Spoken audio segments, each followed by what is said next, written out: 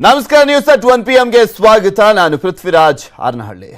ಕೋಲಾರದಲ್ಲಿ ಸ್ತ್ರೀಶಕ್ತಿ ಸಂಘಗಳು ಗಲಾಟೆಯನ್ನ ಮಾಡ್ತಾ ಇದ್ದಾರೆ. ಆ ಸಂಘಗಳಲ್ಲಿರುವಂತ ಮಹಿಳೆಯರು ಸಾಲ ವಸೂಲಿಗೆ ಹೋದಂತವರಿಗೆ ಜೀವ ಬೆದರಿಕೆಯನ್ನ ಹಾಕಲಾಗ್ತಾ ಇದೆ. ಸಿಬ್ಬಂದಿ ಬೈಕಿಗೆ ಬೆಂಕಿ ಹಚ್ಚಿ ಮಹಿಳೆಯರು ಆಕ್ರೋಶವನ್ನ ವ್ಯಕ್ತಪಡಿಸ್ತಾ ಇದ್ದಾರೆ. ಪಾಪ ಸಿಬ್ಬಂದಿ ಅವ್ರ ಕೆಲಸ ಅವ್ರು ಮಾಡ್ಲಿಕ್ಕೆ ಹೋಗ್ತಾ ಇದ್ದಾರೆ. ಆದ್ರೆ ಸಿದ್ದರಾಮಯ್ಯನವರು ಹೇಳಿದಂತ ಒಂದು ಹೇಳಿಕೆಗೆ ಕೋಲಾರ ಮತ್ತು ಚಿಕ್ಕಬಳ್ಳಾಪುರದಲ್ಲಿ ಮಹಿಳಾ ಸಂಘದವರು, ಸ್ತ್ರೀ ಶಕ್ತಿ ಸಂಘದವರು ಕೊಟ್ಟಿದ್ದಂತ ಸಾಲವನ್ನ ಮರುಪಾವತಿ ಮಾಡ್ತಾ ಇಲ್ಲ. ಡಿಸಿಸಿ ಬ್ಯಾಂಕ್ನವ್ರಿಗೆ ಸಂಕಷ್ಟ ಎದುರಾಗಿರುವಂತದ್ದು ಬ್ಯಾಂಕ್ ಸಿಬ್ಬಂದಿಗೆ. ಅವ್ರ ವಿರುದ್ಧ ಪ್ರತಿಭಟನೆ ಮಾಡ್ತಾ ಇದ್ದಾರೆ. ಇವರು ಬ್ಯಾಂಕ್ ಸಿಬ್ಬಂದಿ ವಿರುದ್ಧ ಅಲ್ಲ ಪ್ರತಿಭಟನೆ ಮಾಡಬೇಕಾಗಿರೋದು, ಸಿದ್ದರಾಮಯ್ಯ ಅವರ ವಿರುದ್ಧ ಪ್ರತಿಭಟನೆ ಮಾಡಬೇಕು. ಬಿಕಾಸ್ ಆಶ್ವಾಸನೆ ಕೊಟ್ಟಿದ್ದ ಅವರು ಇದುವರೆಗೂ ತುಟಿಕ್ ಪಿಟಿಕ್ ಅಂತ ಇಲ್ಲ. ಮುಖ್ಯಮಂತ್ರಿಗಳು ಸೈಲೆಂಟ್ ಆಗಿ ಕುತ್ಕೊಂಡ್ಬಿಟ್ಟಿದ್ದಾರೆ. ಇದ್ರ ಬಗ್ಗೆ ಮಾತುಕತೆನೇ ಇಲ್ಲ. ಮುಳಬಾಗಿಲು ತಾಲೂಕಿನ ಬೀಸನಹಳ್ಳಿಯಲ್ಲಿ ನಡೆದಿರುವಂತ ಘಟನೆ. ಸಿದ್ದರಾಮಯ್ಯ ಹೇಳಿದಂತೆ ಸಾಲ ಮನ್ನಾಕ್ಕೆ ಆಗ್ರಹಿಸ್ತಾ ಇದ್ದಾರೆ ಮಹಿಳೆಯರು. ಚುನಾವಣೆ ಪ್ರಚಾರ ವೇಳೆ ಸ್ತ್ರೀ ಶಕ್ತಿ ಸಂಘಗಳ ಸಾಲ ಮನ್ನಾ ಮಾಡ್ತೀವಿ ಅಂತ ಭರವಸೆಯನ್ನ ಕೊಟ್ಟರು ಸಿದ್ದರಾಮಯ್ಯನವರು. ಈ ಕಾರಣಕ್ಕೋಸ್ಕರನೇ ಎಷ್ಟೋ ಜನ ಮಹಿಳೆಯರು ವೋಟ್ ಅನ್ನ ಹಾಕಿದ್ದಾರೆ ಕಾಂಗ್ರೆಸ್ಗೆ. ಕೋಲಾರ ಚಿಕ್ಕಬಳ್ಳಾಪುರದಲ್ಲಿ ಹೆಚ್ಚಿನದಾಗಿ ಮಹಿಳೆಯರು ಕಾಂಗ್ರೆಸ್ ಕೈ ಹಿಡಿಲಿಕ್ಕೆ ಮೇನ್ ರೀಸನ್ ಅಂದ್ರೇನೆ ಸಿದ್ದರಾಮಯ್ಯನವರ ಹೇಳಿಕೆ. ನಾವು ಅಧಿಕಾರಕ್ಕೆ ಬರ್ತಿದ್ದ ಹಾಗೆ ಸ್ತ್ರೀ ಶಕ್ತಿ ಸಾಲವನ್ನ ಮನ್ನಾ ಮಾಡ್ತೀವಿ ಅಂತ ಹೇಳಿದ್ರು. ಇದುವರೆಗೂ ಆ ಒಂದು ವಿಚಾರಕ್ಕೆ ಮಾತ್ರ ಮಾತನಾಡಿಲ್ಲ ಮುಖ್ಯಮಂತ್ರಿಗಳು. ಕೋಲಾರದ ಉಸ್ತುವಾರಿ ಸಚಿವರಾದ್ರೂ ಮಾತನಾಡಿದಾರಾ? ಇಲ್ಲ, ಅವರು ಮಾತಾಡ್ತಾ ಇಲ್ಲ. ಮುನಿಯಪ್ಪ ಅವರು ಸೈಲೆಂಟ್ ಆಗ್ಬಿಟ್ಟಿದ್ದಾರೆ. ನಿಮಗೆ ತೋರಿಸ್ತಾ ಇದೀವಿ ಒಂದು 3-4 ದಿನದಿಂದ ಯಾವ್ಯಾವ ರೀತಿಯಾಗಿದೆ ಅಲ್ಲಿ ಪರಿಸ್ಥಿತಿ ಅನ್ನುವಂಥದ್ದನ್ನ ಗಮನಿಸಬಹುದು. ಜೂನ್ 17ನೇ ತಾರೀಕು ದೊಣ್ಣೆ ಎಲ್ಲ ಇಟ್ಕೊಂಡು ಓಡಾಡಿಸಿದ್ದಾರೆ. ಪಾಪ ಅಲ್ಲಿರುವಂತ ಡಿಸಿಸಿ ಬ್ಯಾಂಕ್ ಸಿಬ್ಬಂದಿಗಳು ಹೋದ್ರೆ ಸಾಲವನ್ನ ಕೇಳಲಿಕ್ಕೆ ದೊಣ್ಣೆ ಎಲ್ಲ ಇಟ್ಕೊಂಡು ಓಡಾಡಿಸಿದ್ದಾರೆ. ಊರಿನ ಹೊರಗಡೆ ನಿಲ್ಲಿಸಿ ಬೈದು ಕಳಿಸಿದ್ದಾರೆ. ಅದೇ ರೀತಿಯಾಗಿ ನಾರಾಯಣ ಸ್ವಾಮಿ ಅವರು ಹೋಗಿದ್ದಾರೆ. ಕಾಂಗ್ರೆಸ್ನ ಶಾಸಕರಿಗೆ ಮುತ್ತಿಗೆ ಹಾಕಿದ್ದಾರೆ. ಸರಿಯಾಗಿ ಮಾಡಿದ್ದಾರೆ. ಕಾಂಗ್ರೆಸ್ನ ಶಾಸಕರನ್ನ ಮಾತ್ರ ಬಿಡಬಾರ್ದು, ಅವ್ರನ್ನ ಕೇಳಬೇಕು. ಸ್ತ್ರೀ ಶಕ್ತಿ ಸಂಘದವರು ಅವತ್ತು ಭರವಸೆ ಕೊಡಬೇಕಾದ್ರೆ ಚೆನ್ನಾಗಿತ್ತೇನೋ ಇವ್ರಿಗೆ ಸ್ಟೇಜ್ ಮೇಲೆಲ್ಲ ಕೂತ್ಕೊಂಡು ಜೈ ಜೈ ಅಂದ್ಬಿಟ್ರು. ಇವಾಗ ಒಬ್ರು ಮಾತಾಡ್ತಾ ಇಲ್ಲ. ಇನ್ನು ಸಾಲ ಕೇಳಲಿಕ್ಕೆ ಬಂದ್ರೆ ಆತ್ಮಹತ್ಯೆ ಮಾಡಿಕೊಳ್ತೇವೆ. ಕೋಲಾರ ಡಿಸಿಸಿ ಬ್ಯಾಂಕ್ ಸಿಬ್ಬಂದಿಗೆ ಮಹಿಳೆಯರು ಎಚ್ಚರಿಕೆ ಕೊಡ್ತಾ ಇದ್ದಾರೆ. ಡಿಸಿಸಿ ಬ್ಯಾಂಕ್ನಿಂದ 130 ಮಹಿಳಾ ಸಂಘಗಳಿಗೆ 9 ಕೋಟಿ ಸಾಲವನ್ನ ಕೊಡಲಾಗಿದೆ. 130 ಮಹಿಳಾ ಸಂಘಗಳಿಗೆ ಕೋಲಾರದಲ್ಲಿನೇ 9 ಕೋಟಿ ಸಾಲವನ್ನ ಕೊಡಲಾಗಿದೆ. ಅಧಿಕಾರಿಗಳನ್ನ ಮನೆ ಬಳಿ ಕಳಿಸಬೇಡಿ ಅಂತ ಎಚ್ಚರಿಕೆಯನ್ನ ಕೊಡಲಾಗ್ತಾ ಇದೆ. ಬ್ಯಾಂಕಿಗೆ ಬಂದು ಎಚ್ಚರಿಕೆಯನ್ನ ನೀಡಿದ್ದಾರೆ ಮಹಿಳೆಯರು. ಮಹಿಳೆಯರ ಪಟ್ಟಿನಿಂದ ಬ್ಯಾಂಕ್ ಸಿಬ್ಬಂದಿಗೆ ತಲೆಬಿಸಿ ಆಗಿದೆ. ಡಿಸಿಸಿ ಬ್ಯಾಂಕ್ ಅಧ್ಯಕ್ಷರಾದ್ರೂ ಹೋಗಿ ಕೇಳ್ಬೇಕಪ್ಪ ಅತ್ಲಾಗೆ ಆ ಸಹಕಾರ ಸಚಿವರನ್ನ, ಒಂದು ಆನ್ಸರ್ ಕೊಡ್ರಿ, ಏನಾದ್ರೂ ಬಂದು ನೀವೇ ಕ್ಲಾರಿಫಿಕೇಶನ್ ಕೊಡ್ರಿ ಅಂತ ಹೇಳ್ಬೇಕು. ಇಲ್ಲ ಸಿದ್ದರಾಮಯ್ಯನವ್ರನ್ನೇ ಕರ್ಕೊಂಬಂದು ಹೇಳಿಸ್ಬೇಕು. ನೀವು ನುಡಿದಂತೆ ನಡೀತೀರಾ ಅಥವಾ ಇಲ್ಲ ನಾವು ಕೊಡಕ್ ಆಗೋದಿಲ್ಲ ಇವಾಗ ಅಂತ ಹೇಳ್ತೀರಾ, ಹೇಳಿಸ್ಬಿಡ್ಬೇಕತ್ತ. ರದ್ದು ಮಾಡಿಸ್ತೀನಿ, 1 ಲಕ್ಷ ಲೋನ್ ಕೊಡ್ತೀನಿ ಅಂತ ಹೇಳಿದ್ರು ಅವರು. ಅದಕ್ಕೆ ನಾವು ಲೋನ್ ಕಟ್ಟಲ್ಲ ಸ್ವಾಮಿ. ನೀವು ಶರಣ್ ಅವ್ರನ್ನ ನಮ್ಮ ಮನೆ ಹತ್ರ ಕಳಿಸ್ಬೇಡಿ. ಮನ್ನಾ ಮಾಡ್ಬೇಕು.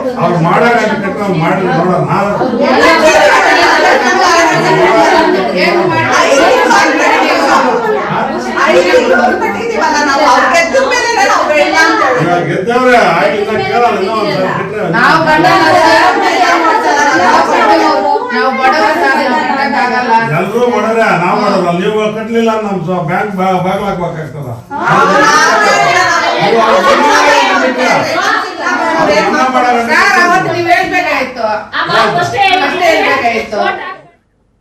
ಇನ್ನು ಸಾಲ ಮರುಪಾವತಿಗೆ ಸಿಬ್ಬಂದಿ ಹೋಗ್ಲಿಕ್ಕೆ ಭೀತಿ, ಪ್ರಾಣ ಭೀತಿ ಇದೆ ಅಂತ ಕೋಲಾರದ ಕಸಬಾ ರೇಷ್ಮೆ ಬೆಳೆಗಾರರ ಹಾಗೂ ರೈತ ಸೇವಾ ಸಹಕಾರ ಸಂಘದ ಅಧ್ಯಕ್ಷರಾಗಿರುವಂತ ಶ್ರೀನಿವಾಸ್ ಅವರು ಅಳಲನ್ನ ತೋಡ್ಕೊಂಡಿದ್ದಾರೆ. ಸಂಘದಲ್ಲೇ ಖಾಲಿ ಒಂದು 10-12 ಸಂಘ ಕಟ್ಟಿದ್ದಾರೆ. ಇನ್ನೇನು ವಸೂಲಿನೇ ಆಗ್ತಲ್ಲ. ಇವತ್ತು 30 ಲಕ್ಷ ಆಗ್ಬೇಕಾಗಿತ್ತು, ಒಂದು 20,000 ಆಗಿಲ್ಲ. ಆ ಮಟ್ಟದಲ್ಲಿದೆ, ಹಂಗೆ ವಸೂಲು ಆಗ್ತಾರಲ್ಲ. ನಾವು ಗಲ್ಕ ಮೀಟಿಂಗ್ ಕರ್ಕೊಂಡು ಹೋಗಿದ್ರಲ್ಲ, ಆ ಹೊಡೆತ ನಮ್ಗೆ ಇದೆ. ಅವತ್ತು ಸಿದ್ದರಾಮಯ್ಯನವರು 3,000 ಜನ ಕಳಿಸಿದ್ದೆ ನಾನು ನಮ್ಮ ಸೊಸೈಟಿಯಿಂದ. ಆ ಇದನ್ನಿಗೆ ಇವತ್ತು ಒಂದೇ ಒಂದು ವಸೂಲಿಂದರೂ ಆಗಿದೆ. ನಾವು ಮೀಟಿಂಗ್ ಹೋದ್ರೆ ಏನು ಹೇಳಿದ್ರಿ, ನೀವು ಕಾಂಗ್ರೆಸ್ ಬಂದರೆ ದುಡ್ಡು ಕಟ್ಟಬೇಡ್ರಿ ಅಂತ ಹೇಳಿದರೆ ಕಾಂಗ್ರೆಸ್ ಗೆದ್ದಿದೆ. ಇವಾಗ CM ಸಿದ್ದರಾಮಣ್ಣವರೇ ಆಗಿದ್ದಾರೆ. ಅವರು ಅಂದರೆ ಅವ್ರ ಮೇಲೆ ಭರವಸೆ ಇದೆ, ಇವತ್ತಿಲ್ಲ ನಾಳೆ ಕೊಡ್ತಾರ ಅಂತ. ಅವ್ರು ಇದುವರೆಗೂ ಏನೋ ಇದು ಕಳ್ಯಾಣ ಕೇಳ್ಬಿಟ್ಟಿಲ್ಲ. ಅದನ್ನಿಂಕ ನಮ್ಗೆ ತೊಂದರೆ ಆಗ್ತಾರೆ. ಇವಾಗ ಯಾರು ದುಡ್ಡು ಕಟ್ತಾರಲ್ಲ ಅಂತೂ ಸೊಸೈಟಿ ಅಂತೂ ಉಳಿಯಲ್ಲ. ಇನ್ನು ಅವ್ರು ಏನಾದರೂ ಮನ್ನಾ ಮಾಡಲಿಲ್ಲ ಅಂದರೆ ಸೊಸೈಟಿ ಉಳಿಯಲ್ಲ. ಹೆಣ್ಮಕ್ಳು ಯಾರು ಕಟ್ಟಲ್ಲ. ನಾವು ಇನ್ನೇನು ಅವ್ರ ಮೇಲೆ ಏನು ಕ್ರಮ ಜರುಗಿಸಬೇಕು, ಕಾನೂನು ರೀತಿ ಬಾಧೆ ಆಗ್ತದೆ. ಇದ್ರ ಬಗ್ಗೆ ಇನ್ನಷ್ಟು ಮಾಹಿತಿಯನ್ನು ನೀಡ್ತಾ ಹೋಗ್ತಾರೆ ನಮ್ಮ ಕೋಲಾರದ ಪ್ರತಿನಿಧಿ ರಘುರಾಜ್ ನಮ್ಮ ಜೊತೆ ನೇರ ಸಂಪರ್ಕದಲ್ಲಿ ಜಾಯ್ನ್ ಆಗ್ತಾರೆ. ರಘುರಾಜ್, ನೋಡ್ತಾನೆ ಇದ್ದೀವಿ ನಿರಂತರವಾಗಿ ಸಿಬ್ಬಂದಿಗಳಿಗೆ ಭಯ ಹುಟ್ಟುಬಿಟ್ಟಿದೆ. ಪ್ರಾಣ ಭೀತಿ ಇರುವಂತದ್ದಂತೂ ನಿಜ. ಬಿಕಾಸ್ ಬೈಕಿಗೆ ಬೆಂಕಿ ಹಚ್ಚಿದವರು ನಾಳೆ ಏನ್ ಮಾಡ್ತಾರೆ ಅಂತ ಗೊತ್ತಿಲ್ಲ. ಅಟ್ಲೀಸ್ಟ್ ಇದ್ರ ಬಗ್ಗೆ ಒಂದು ಕ್ಲಾರಿಫಿಕೇಶನ್ ಕೊಡೋದು ಬೇಡವಾ? ಕೋಲಾರ ಜಿಲ್ಲಾ ಉಸ್ತುವಾರಿ ಸಚಿವರು ಅಥವಾ ಚಿಕ್ಕಬಳ್ಳಾಪುರ ಜಿಲ್ಲಾ ಉಸ್ತುವಾರಿ ಸಚಿವರು ಯಾಕೆ ಬಾಯಿ ಕಡುಬು ಕಚ್ಕೊಂಡವ್ರ ತರ ಸೈಲೆಂಟ್ ಆಗಿದ್ದಾರೆ ಅಂತ? ಖಂಡಿತ ಪೃಥ್ವಿ, ಕೋಲಾರ ಜಿಲ್ಲೆಯಲ್ಲಿ ಪ್ರತಿದಿನ ಈ ಒಂದು ಬೆಳವಣಿಗೆ ಸಹಜವಾಗಿ ಅಂತ ಹೇಳ್ಬೋದು. ಕೋಲಾರ ಚಿಕ್ಕಬಳ್ಳಾಪುರ ಡಿಸಿಸಿ ಬ್ಯಾಂಕ್ ವತಿಯಿಂದ ಸುಮಾರು 750 ಕೋಟಿ ರೂಪಾಯಿ ಈಗ ಮಹಿಳಾ ಸಂಘಗಳ ಸಾಲವನ್ನು ಕೊಟ್ಟಿದ್ದಾರೆ. ಸಿದ್ದರಾಮಯ್ಯನವರು ಚುನಾವಣಾ ಪ್ರಚಾರದಲ್ಲಿ ಹೇಳಿದಂತೆ ಈಗ ಏನು ಕಂತುಗಳು ಸರಿಯಾಗಿ ಕಟ್ಟಿದಂತ ಎಲ್ಲಾ ಕಂತುಗಳನ್ನು ಕೂಡ ನಾವು ಮನ್ನಾ ಮಾಡ್ತೀವಿ, ಮಹಿಳೆಯರ ಸಾಲವನ್ನು ಮನ್ನಾ ಮಾಡ್ತೀವಿ ಅಂತ ಮಾತನ್ನು ಕೊಟ್ಟಿದ್ರು. ಅದರಂತಾನೆ ಈಗ ಸ್ತ್ರೀಶಕ್ತಿ ಸಂಘದ ಯಾವೊಬ್ಬ ಮಹಿಳೆಯರು ಕೂಡ ಬ್ಯಾಂಕಿಗೆ ಸಾಲ ಕಟ್ತಾ ಇಲ್ಲ. ಹಿಂದಿನ ಅಧಿಕಾರಿಗಳೆಲ್ಲ ಗ್ರಾಮಕ್ಕೆ ಕಳಿಸ್ಬೇಡಿ ಅಂತಕ್ಕಂಥ ಎಚ್ಚರಿಕೆಯನ್ನು ಕೊಟ್ಟಿದ್ರು. ಆದ್ರೆ ಈಗ ಲೀಗಲ್ ಆಗಿ ಏನು ಮಹಿಳೆಯರ ಮೇಲೆ ಒಂದು ಕ್ರಮನ ತೆಗೆದುಕೊಳ್ಳಿಕ್ಕೆ ಈಗ ಡಿಸಿಸಿ ಬ್ಯಾಂಕ್ ನಮ್ಮ ಪ್ರತಿನಿಧಿಯ ಸಂಪರ್ಕ ಸಾಧ್ಯವಾಗ್ತಾ ಇಲ್ಲ. ಮತ್ತೊಮ್ಮೆ ಸಂಪರ್ಕ ಮಾಡುವಂತ ಪ್ರಯತ್ನ ಮಾಡ್ತೀವಿ. ಹಿಂಗೆ ತೋರಿಸ್ತಾ ಇದ್ವಿ ಯಾವ ರೀತಿಯಾದಂಥ ಭಯ ಪಡುವಂಥ ಪರಿಸ್ಥಿತಿ DCC ಬ್ಯಾಂಕ್ನ ನೌಕರರಿಗೆ ಅಲ್ಲಿದೆ ಅನ್ನುವಂಥದ್ದನ್ನು. ಬಟ್ ಇದಕ್ಕೆ ಆನ್ಸರಬಲ್ ಆಗಿರುವಂಥವರು ಕಾಂಗ್ರೆಸ್ ನಾಯಕರುಗಳು ಸೈಲೆಂಟ್ ಆಗಿಬಿಟ್ಟಿದ್ದಾರೆ. ಮತ್ತೊಮ್ಮೆ ಸಂಪರ್ಕಕ್ಕೆ ಸಿಕ್ಕಿದ್ದಾರೆ ನಮ್ಮ ಪ್ರತಿನಿಧಿ ರಘುರಾಜ್ ಗೋಯಡ್. ಈಗ ಸಾಲವನ್ನ ಕೇಳಲಿಕ್ಕೆ ಹೋದ ಸಮಯದಲ್ಲಿ ಅಧಿಕಾರಿಗಳಿಗೆ ಸಾಕಷ್ಟು ಏನು ಪ್ರತಿಭಟನೆಯನ್ನ ಅವ್ರ ವಿರುದ್ಧವಾಗಿ ಏನು ಮಹಿಳಾ ಸಂಘ ಸದಸ್ಯರು ಮಾಡಿದ್ದಾರೆ ಕೋಲಾರದಲ್ಲಿ. ಆದ್ರೆ ನಿನ್ನೆಯಿಂದ ಈ ಒಂದು ಪ್ರತಿಭಟನೆ ವಿಕೋಪಕ್ಕೆ ತಿರುಗ್ತಾ ಇದೆ ಅಂತ ಹೇಳ್ಬೋದು. ಏನು ಅಧಿಕಾರಿಗಳಿಗೆ ಏನು ನಾವು ಆತ್ಮಹತ್ಯೆ ಮಾಡ್ಕೊಳ್ತೀವಿ ಅಂತಕ್ಕಂಥ ಒಂದು ಎಚ್ಚರಿಕೆಯನ್ನ ನಿನ್ನೆ ಮಹಿಳೆಯರು ಕೊಟ್ಟಿದ್ರು. ಇವತ್ತು ಮುಳುಬಾಗಿಲು ತಾಲೂಕಿನ ಬಿಸ್ತಳ್ಳಿ ಗ್ರಾಮದಲ್ಲಿ ಈಗ ಏನು ಬ್ಯಾಂಕಿನ ಒಂದು ಸಾಲವನ್ನ ಮರುಪಾವತಿ ಮಾಡಿ ಅಂತಕ್ಕಂಥ ಹೇಳಲಿಕ್ಕೆ ಹೋದ ಬ್ಯಾಂಕ್ ಸಿಬ್ಬಂದಿ ಜೋಸೆಫ್ ಅವರ ಆ ಬೈಕಿಗೆ ಒಂದು ಬೆಂಕಿ ಹಚ್ಚುವಂತ ಕೆಲಸವನ್ನ ಮಾಡಿದ್ರು. ಕೂಡಲೇ ಅಲ್ಲಿರ್ತಕ್ಕಂಥ ಸ್ಥಳೀಯರು ಆ ನೀರನ್ನು ಚೆಲ್ಲಿ ಮುಂದೆ ಆಗುವಂತ ಅನಾಹುತ ತಪ್ಪಿಸಿದ್ರು ಅಂತ ಹೇಳ್ಬೋದು. ಇದಕ್ಕೆ ಇಷ್ಟೆಲ್ಲ ಗೊಂದಲಕ್ಕೆ ಕಾರಣ ಅಂತಂದ್ರೆ ಈಗ ರಘುರಾಜ್, ಅಲ್ಲಿರುವಂತ ಜನಪ್ರತಿನಿಧಿಗಳು ಏನ್ ಹೇಳ್ತಾ ಇದ್ದಾರೆ? ಯಾರನ್ನಾದ್ರೂ ಕೇಳಿದ್ರ ನೀವು? ಏನ್ ಮಾಡ್ತೀರಾ? ಇಷ್ಟೆಲ್ಲ ಅವಾಂತರಗಳ ಸೃಷ್ಟಿ ಆಗಿದೆಯಲ್ಲ, ಒಂದು ಸ್ಪಷ್ಟೀಕರಣ ಕೊಡಿ ಅಂತ. ಖಂಡಿತ ಪೃಥ್ವಿ, ನಾವು ಸಾಕಷ್ಟು ಬಾರಿ ಇಲ್ಲಿರ್ತಕ್ಕಂತ ಏನು DCC ಬ್ಯಾಂಕ್ ಅಧ್ಯಕ್ಷರನ್ನ ಪ್ರಶ್ನೆ ಮಾಡಿದ್ವಿ ಮತ್ತು ಸ್ಥಳೀಯ ಶಾಸಕರನ್ನು ಕೂಡ ಕೇಳಿದೀವಿ. ಪ್ರಮುಖವಾಗಿ MLC ಅನಿಲ್ ಕುಮಾರ್ ಅವರು ಒಂದು ಮಾತನ್ನ ಹೇಳ್ತಾರೆ. ನಾವು ಸಾಲವನ್ನ ಮನ್ನಾ ಮಾಡೋದಾಗಿ ಒಂದು ಭರವಸೆನೆ ಕೊಟ್ಟಿದ್ವಿ. ಅದೇ ಆ ಒಂದು ಭರವಸೆ ಏನಿರೋದು ಮ್ಯಾನಿಫೆಸ್ಟೋಗೆ ಬರ್ಲಿಲ್ಲ. ಹಾಗಾಗಿನೇ ಅದು ಮುಂದೆ ನಾವು ಚರ್ಚೆ ಮಾಡಿ ಒಂದು ನಿರ್ಧಾರವನ್ನು ತಗೊಳ್ತೀವಿ ಅಂತ ಮಾತನ್ನ ಹೇಳ್ತಾರೆ. ಜೊತೆಗೆ ಅಲ್ಲಿವರೆಗೂ ಕೂಡ ಮಹಿಳೆಯರು ಸಾಲವನ್ನ ಕಟ್ಟಿ ಅಂತ ಮಾತನ್ನ ಹೇಳ್ತಾರೆ. ಆದ್ರೆ ಏನು ಅಂದು ವಿಪಕ್ಷ ನಾಯಕ ಸಿದ್ದರಾಮಯ್ಯ ಕೊಟ್ಟಿದ್ದಂತ ಭರವಸೆ ಏನಂತಂದ್ರೆ ನಮ್ಮ ಸರ್ಕಾರ ಅಸ್ತಿತ್ವಕ್ಕೆ ಬಂದ ಕೂಡಲೇ ನಾವು ಸಾಲವನ್ನ ಮನ್ನಾ ಮಾಡ್ತೀವಿ ಅಂತಕ್ಕಂಥ ಒಂದು ಸ್ಪಷ್ಟ ಹೇಳಿಕೆನೆ ಕೊಟ್ಟಿದ್ರು. ಈಗ ಮಹಿಳೆಯರು ಕೂಡ ಅದೇ ಒಂದು ವಿಡಿಯೋದನ್ನ ಈಗ ಎಲ್ಲ ಅಧಿಕಾರಿಗಳು ಕೂಡ ತೋರಿಸ್ತಾ ಇದ್ದಾರೆ. ಸಿದ್ದರಾಮಯ್ಯನವ್ರನ್ನೇ ನೀವು ಸಾಲವನ್ನ ಕೇಳಿ ಅವ್ರನ್ನೇ ಮನ್ನಾ ಮಾಡಕ್ ಹೇಳಿ ಅಂತಕ್ಕಂಥ ಒತ್ತಡವನ್ನು ಹಾಕ್ತಾ ಇದ್ದಾರೆ. ಆದ್ರೆ ಎಲ್ಲರ ಮಧ್ಯೆ ಈಗ ಏನು ಬ್ಯಾಂಕ್ ಈಗ ಬಡವಾಗಿದೆ ಅಂತ ಹೇಳ್ಬೋದು. ಕಳೆದ ಏನು 1 ತಿಂಗಳಿಂದ ಸಾಲ ಮರುಪಾವತಿ ಆಗ್ತಲ್ಲ. ಹಾಗಾಗಿನೇ ಬ್ಯಾಂಕಿಗೆ ಸುಮಾರು 30 ಕೋಟಿ ರೂಪಾಯಿ ಇಲ್ಲಿವರೆಗೂ ಕೂಡ ಏನು ಬಾಕಿ ಏನಿದೆ ಅಮೌಂಟ್ ಇದೆ, ಆ ಕಂತು ಏನಿದೆ ಅಮೌಂಟ್ ಇನ್ನೂ ಕೂಡ ಬಂದಿಲ್ಲ. ಹಾಗಾಗಿನೇ ಬೇರೆಯವರು ಕೂಡ ಬೇರೆ ಮಹಿಳಾ ಸಂಘಗಳು ಕೂಡ ಸಾಲ ಕೊಡ್ಲಿಕ್ಕೆ ಆಗ್ತಲ್ಲ. ಒಟ್ಟಾರೆಯಾಗಿ ನಮ್ಮ ಜಿಲ್ಲೆಯ ಏನು ಶಾಸಕರಿದ್ದಾರೆ ಅವರು ಈಗ ಮೂಕ ಪ್ರೇಕ್ಷಕರಾಗಿರೋದ್ರಿಂದ ಹಾಗಾಗಿನೇ ಈಗ ಈ ಒಂದು ಸಾಲ ಮನ್ನಾ ಸಂಬಂಧಪಟ್ಟಂತೆ ಒಂದು ತಾರ್ಕಿಕ ಏನು ಅಂತ್ಯ ಕೂಡ ಈ ಒಂದು ವಿವಾದ ಕಾಣ್ತಾ ಇಲ್ಲ. ಇದು ಪರಿಣಾಮವಾಗಿ ಮಹಿಳೆಯರು ಸಾಕಷ್ಟು ಒಂದು ಆಕ್ರೋಶವನ್ನು ಹೋರಾಡ್ತದೆ.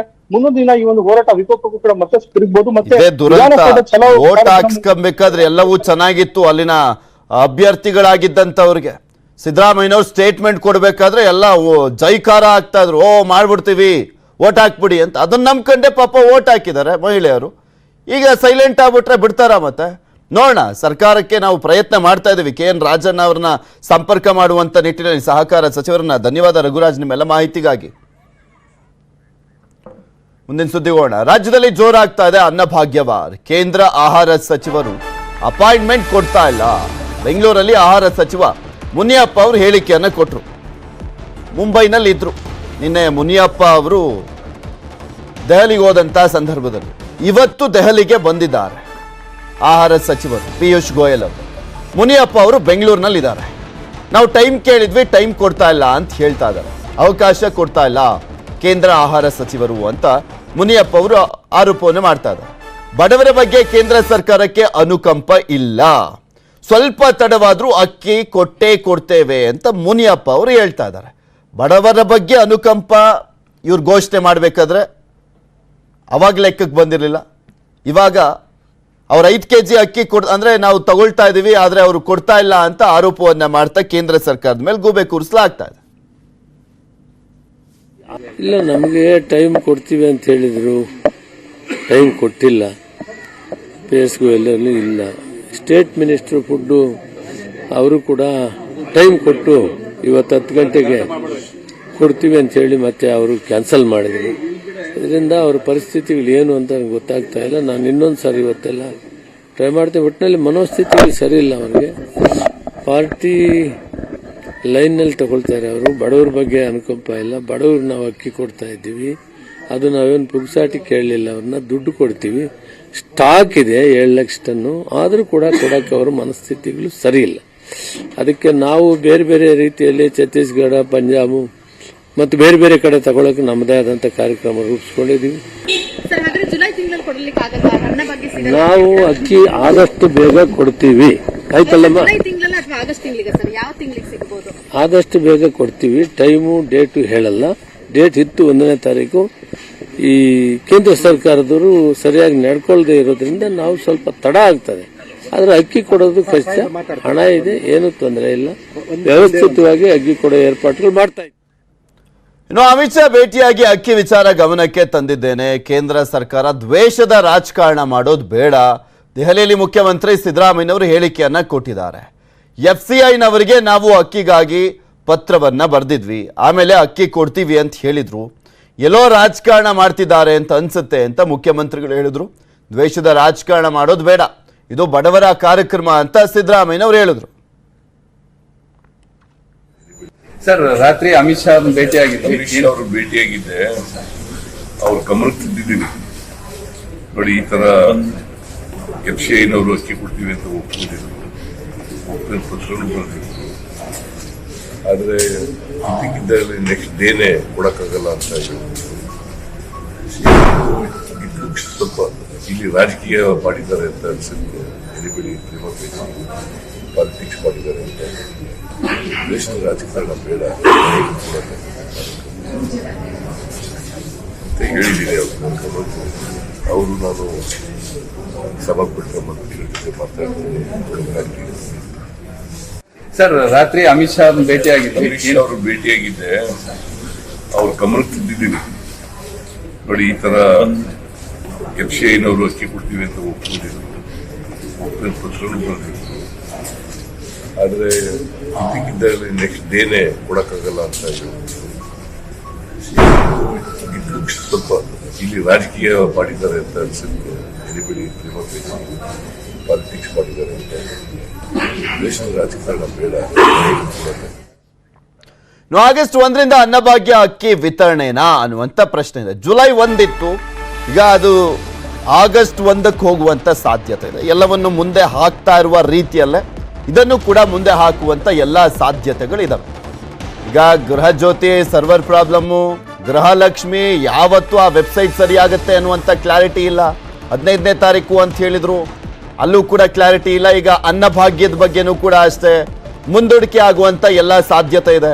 ಅಕ್ಕಿ ಹೊಂದಿಸ್ಲಿಕ್ಕೆ ರಾಜ್ಯ ಸರ್ಕಾರ ಸರ್ಕಸ್ ಮಾಡ್ತಾ ಇದೆ. 8 kg ಅಕ್ಕಿ ಅಂದರೆ 5 kg ಬಿಟ್ಬಿಡೋಣ, ಅದು ಕೇಂದ್ರ ಸರ್ಕಾರ ಕೊಡೋದು. ಇನ್ನು ಉಳಿದಿರುವಂಥ 5 kg ಅಕ್ಕಿಗೆ ಹೊಂದಿಸ್ಲಿಕ್ಕೆ ಆಗ್ತಾ ಇಲ್ಲ. ಸೊ ಹೀಗಾಗಿ ಕೇಂದ್ರ ಸರ್ಕಾರದ 5 kg ಅಕ್ಕಿಯ ಜೊತೆ ಇವರೊಂದು 3 kg ಪ್ಲಸ್ 2 kg ರಾಗಿ ಕೊಡುವಂತಹ ಸಾಧ್ಯತೆ ಇದೆ. ಅಥವಾ ಜೋಳ. ರಾಗಿ ಅಂದರೆ ದಕ್ಷಿಣ ಕರ್ನಾಟಕ ಭಾಗಕ್ಕೆ ರಾಗಿ ಕೊಡೋ ಸಾಧ್ಯತೆ, ಉತ್ತರ ಕರ್ನಾಟಕ ಭಾಗಕ್ಕೆ ಜೋಳವನ್ನು ವಿತರಣೆ ಮಾಡುವಂಥ ಸಾಧ್ಯತೆ ಇದೆ. ಇದ್ರ ಬಗ್ಗೆ ಇನ್ನಷ್ಟು ಮಾಹಿತಿಯನ್ನು ನೀಡ್ತಾ ಹೋಗ್ತಾರೆ ನಮ್ಮ ಪ್ರತಿನಿಧಿ ಕೃಷ್ಣ. ನಮ್ಮ ಜೊತೆ ಸಂಪರ್ಕದಲ್ಲಿ ಜಾಯಿನ್ ಆಗ್ತಾ ಇದ್ದಾರೆ. ಕೃಷ್ಣ, ನೋಡ್ತಾ ಇದ್ವಿ ಈ ಹಿಂದಿನ ಅಂದ್ರೆ ಇನ್ನು ಕೆಲವೊಂದು ಗ್ಯಾರಂಟಿಗಳು, ಗೃಹ ಜ್ಯೋತಿಯಲ್ಲಿ ಆಗ್ತಾ ಇರುವಂತ ಸರ್ವರ್ ಪ್ರಾಬ್ಲಮ್ ಆಗಿರ್ಬೋದು, ಗೃಹಲಕ್ಷ್ಮಿಯನ್ನ ಕೂಡ ಮುಂದೂಡಿಕೆ ಮಾಡ್ಕೊಂಡು ಬರ್ತಾನೆ ಇದ್ದಾರೆ, ಅದ್ರ ಬಗ್ಗೆನೂ ಕೂಡ ಒಂದು ಕ್ಲಾರಿಟಿ ಇಲ್ಲ. ಈಗ ಇದು ಕೂಡ ಹಂಗೆ ಆಗ್ತಾ ಇದೆಯಲ್ಲ ಅಂತ ಅನ್ನಭಾಗ್ಯದ ವಿಚಾರ. ಯಾವ ರೀತಿಯಾಗಿ ಇಕ್ಕಟ್ಟಿನ ಪರಿಸ್ಥಿತಿಲಿದೆ ಕಾಂಗ್ರೆಸ್ ಸರ್ಕಾರ ಈಗ?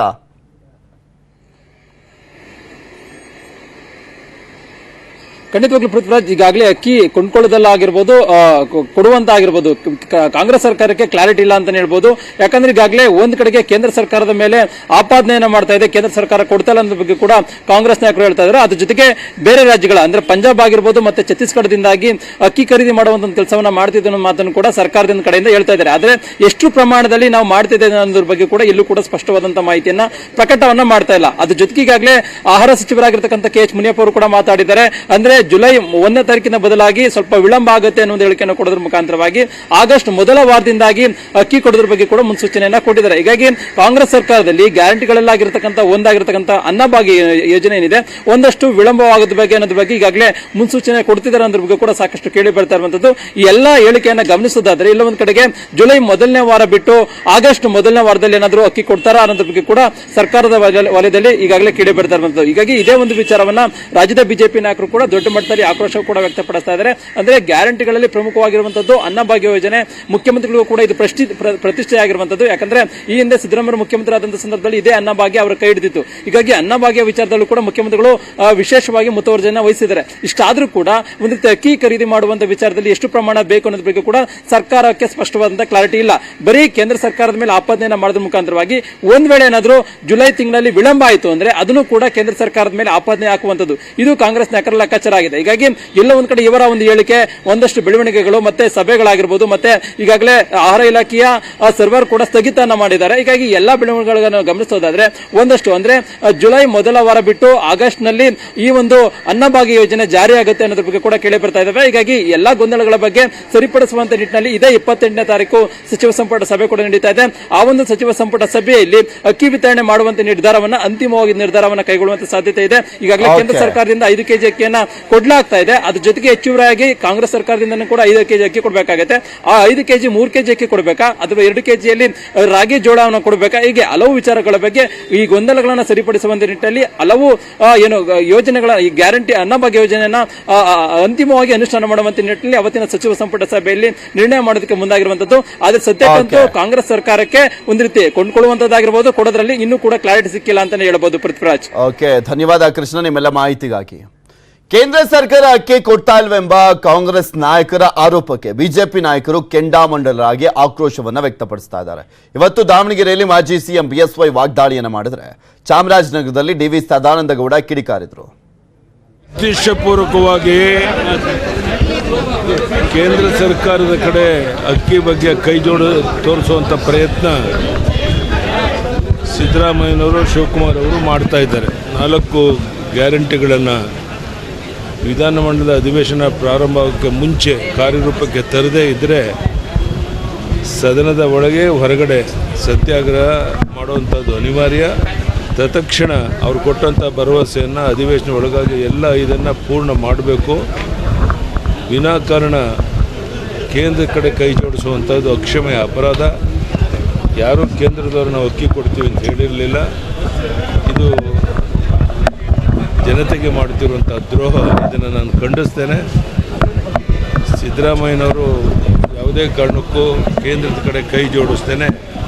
ಅವರು ಕೊಟ್ಟಿರುವಂಥ ಭರವಸೆಯನ್ನು ಈಡೇರಿಸಬೇಕು ಅಂತ ಒತ್ತಾಯ ಮಾಡ್ತೇನೆ. ಇಲ್ಲಾಂದರೆ ವಿಧಾನಸಭೆ, ವಿಧಾನ ಪರಿಷತ್ ಎರಡೂ ಕಡೆ ನಾವು ಸತ್ಯಾಗ್ರಹ ಮಾಡುವಂಥದ್ದು ಮತ್ತು ಹೊರಗಡೆನೂ. ದೇಶದಲ್ಲಿ ಇವತ್ತು ತುಂಬ ಕಡೆಗಳಲ್ಲಿ ನಮ್ಮ ಸ್ವಲ್ಪ ಮಟ್ಟಿನ ಇವತ್ತು ನಮ್ಮೂರಿನಲ್ಲಿ ಕೂಡ ಮಳೆ ಎಲ್ಲ ಕಡಿಮೆ ಆಗಿ ಇವತ್ತು ಆಗಿರುವಂಥದ್ದು ಮಾನ್ಸೂನ್ ಸರಿಯಾಗಿಲ್ಲದ ಕಾರಣ, ಆಹಾರದ ಕೊರತೆ ಇದ್ದ ಕಾರಣ ಕೇವಲ ಕರ್ನಾಟಕಕ್ಕೆ ಮಾಡಿದ್ದಲ್ಲ, ಇಡೀ ದೇಶದಲ್ಲಿ ಆಹಾರ ಭದ್ರತೆಗೋಸ್ಕರ ಅದು ಕೂಡ ಇವರ ಸರ್ಕಾರ ಬರಲಿಕ್ಕೆ ಮುಂಚಿತವಾಗಿ ತಗೊಂಡಂಥ ಕೇಂದ್ರದ ನಿಲುವು. ಇದನ್ನು ಅರ್ಥ ಮಾಡಿಕೊಳ್ಳುವಂಥವ್ರಿಲ್ಲ. ಅಯ್ಯೋ ಎಂತೆಂಥ ಜನಗಳಿದ್ದಾರೆ ಸಿದ್ದರಾಮಯ್ಯವ್ರ ಜೊತೆ. ನಾನು ಕೇಳ್ತಾ ಇರುವಂಥದ್ದು, ಆಯ್ತಪ್ಪ ನಾವು ಕೊಡೋದೇ ಇಲ್ಲ, ಇಟ್ಕೊಳ್ಳಿ, ನಾವೇ ಅವರಿಗೆ ಒತ್ತಡ ಹೇಳ್ತೇವೆ ಅಂತ ಇಟ್ಕೊಳ್ಳಿ. ಅಂಥದ್ದನ್ನು ಮಾಡುವಂಥ ನೀಚ ಬುದ್ಧಿ ಮಾಡುವಂಥ BJPಯವರಲ್ಲ. ಕರ್ನಾಟಕ ರಾಜ್ಯದ ಪ್ರತಿ ಜನರಿಗೆ ಅಕ್ಕಿ ಸಿಕ್ಕಬೇಕು ಅಂತ ಹೇಳುವಂಥದ್ದು BJPಯ ಕರ್ನಾಟಕ ರಾಜ್ಯದ ಪ್ರತಿಯೊಬ್ಬ ಕಾರ್ಯಕರ್ತನ ನೀಡುವ ನಾಯಕನಲ್ಲಿರುವಂಥದ್ದು. ಇವರಾಗಿ ಈ ಚೀಪ್ ಪಾಲಿಟಿಕ್ಸ್ ಮಾಡಿ ಬಡವರ ಹೊಟ್ಟೆಗೆ ಹೊಡೆಯುವಂಥ ರಾಜನೀತಿ BJP ಯಾವತ್ತೂ ಮಾಡುವುದಿಲ್ಲ. ಮುಂದೆ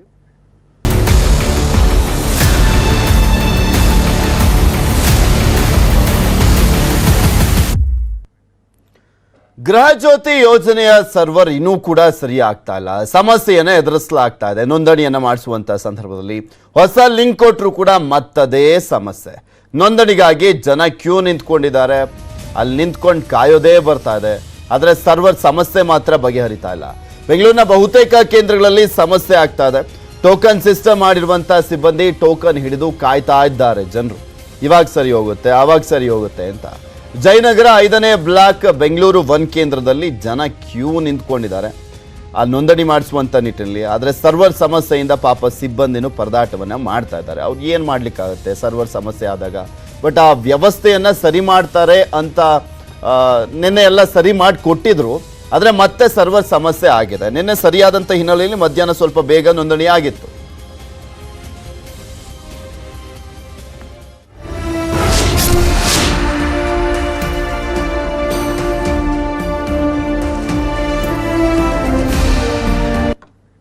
ಪ್ರಧಾನಿ ಮೋದಿ ಅಮೆರಿಕ ಅಧ್ಯಕ್ಷ ಜೋ ಬೈಡನ್ ಮತ್ತು ಪ್ರಥಮ ಮಹಿಳೆ ಜಿಲ್ ಬೈಡನ್ಗೆ ವಿಶೇಷ ಗಿಫ್ಟ್ ಅನ್ನು ಕೊಟ್ಟಿದ್ದಾರೆ. ವಾಷಿಂಗ್ಟನ್ ಡಿಸಿಯ ಶ್ವೇತಭವನದಲ್ಲಿ ಪ್ರಧಾನಿ ಮೋದಿ ಉಭಯ ಕುಶಲೋಪರಿಯನ್ನ ವಿಚಾರಿಸಿದ್ರು.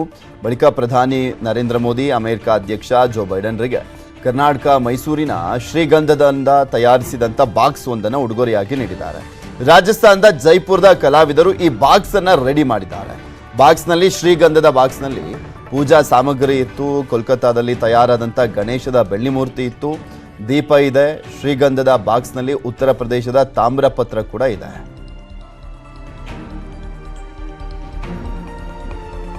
ಇನ್ನು ಜೋ ಬೈಡನ್ಗೆ ಮೋದಿ ನೀಡಿರುವಂಥ ಎಲ್ಲ ಗಿಫ್ಟ್ಗಳು ತುಂಬಾ ಸ್ಪೆಷಲ್ ಆಗಿದ್ದಾವೆ. ಮೈಸೂರಿನ ಶ್ರೀಗಂಧದಿಂದ ತಯಾರಾಗಿರುವಂಥ ಶ್ರೀಗಂಧದ ಬಾಕ್ಸ್ನಲ್ಲಿ 10 ವಸ್ತುಗಳನ್ನು ದಾನ ನೀಡಿದ್ದಾರೆ. ಅದಕ್ಕೆ ದಶದಾನ ಅಂತ ನಾವು ಹೇಳಿದ್ದು. 10 ವಸ್ತುಗಳನ್ನು ದಾನ ನೀಡಿದ್ದಾರೆ. ಚಿನ್ನ, ಬೆಳ್ಳಿ, ವಸ್ತ್ರ, ಧಾನ್ಯ, ಉಪ್ಪು, ಎಳ್ಳು ಹೀಗೆ ದಶದಾನವನ್ನು ನೀಡಿದ್ದಾರೆ. ಎಲ್ಲವನ್ನು ಬೆಳ್ಳಿ ಬಟ್ಟಲಿನಲ್ಲಿಟ್ಟು ದಾನವನ್ನು ಕೊಟ್ಟಿದ್ದಾರೆ ಪ್ರಧಾನಮಂತ್ರಿ ನರೇಂದ್ರ ಮೋದಿ ಅವರು ಹೋದಂಥ ಸಂದರ್ಭದಲ್ಲಿ ಪ್ರತಿ ಬಾರಿನೂ ಕೂಡ ಅಷ್ಟೇ ಏನಾದರೂ ಒಂದು ವಿಶೇಷತೆ ಅಂತೂ ಇದ್ದೇ ಇರುತ್ತೆ. ಅದರಲ್ಲೂ ಭಾರತದ ಪ್ರಧಾನಿ ಆಗಿರುವಂಥ ಹಿನ್ನೆಲೆಯಲ್ಲಿ ಭಾರತದ ಸಂಸ್ಕೃತಿಯನ್ನು ಬಿಂಬಿಸುವ ರೀತಿಯಲ್ಲಿ ಒಂದು ಗಿಫ್ಟ್ ಕೊಟ್ಟಿದ್ದಾರೆ.